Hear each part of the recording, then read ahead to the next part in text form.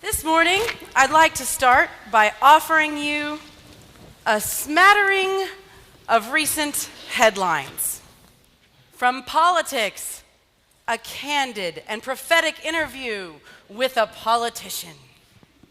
Opinion, how Scalia's prophecy became a moral crisis. Whew, that's getting a little deep. Or Russell Brand, revolutionary prophet and pretty boy. You know, it's interesting here that the word that our culture is using in this place is prophet, prophetic. Advent is our church's season of prophets. Biblical prophets, they're those kind of odd guys and a bunch of guys who were born into harsh worlds. And they use their voices and dedicate their lives to call God's people back to God. Their worlds that they are preaching and teaching to are places where it's not equal, where not everyone starts out with the same chance in life. In their worlds, there are places where people use their power and their success for the wrong ends. Their worlds are places where people are at the mercy of weather or disease or famine or pestilence, and tragedy makes no sense.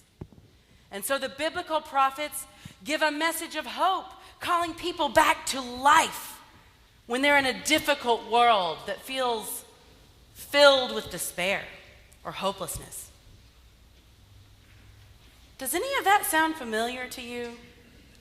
Do I need to read the real headlines from this paper? See, the thing about biblical prophets is they know that their voice is not the last voice, not the only voice. Their voice exists because it points to something bigger. And in John's hurting world, John knows that his world needs Jesus. Brothers and sisters, we know that our world needs Jesus. Have you ever heard this country saying, you catch more flies with honey than with vinegar? And I was thinking about viral videos because I experience two big kinds of viral videos, the honey ones and the vinegar ones. The vinegar viral videos are those where you see someone doing something ill-advised. You know, the ones that don't end well, the ones that usually make you go, and I am not drawn to those because please do remember, I live in a household of 4 boys. My life is one of those videos. No, I'm drawn more to the honey viral videos, the ones that are cute, the ones that feature kittens and puppies and babies. I have a theory about these videos and why I like them, and I think so many of us like to share them. And I think that it's because they touch us somewhere with their softness and their sweetness. They kind of break into the tedium of our day and give us a sweet, joyful moment. I think that the power of the nativity, the scene of all those gathered around that little creche, is like a honey-flavored viral video. I think it draws us in with its sweetness.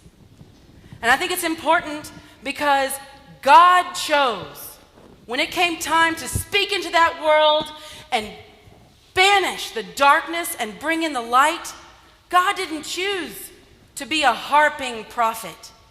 God didn't choose vinegar. God chose honey. God chose to come into the world through that sweet scene, the little baby in the manger. And so from the perspective of the manger, when we look back at all of those other sweet viral videos and all the moments in our lives they signify, with our children and our pets and our friends and those sweetnesses, those moments are not just distractions. They become prophetic. Prophets that are pointing us to the real, deep love.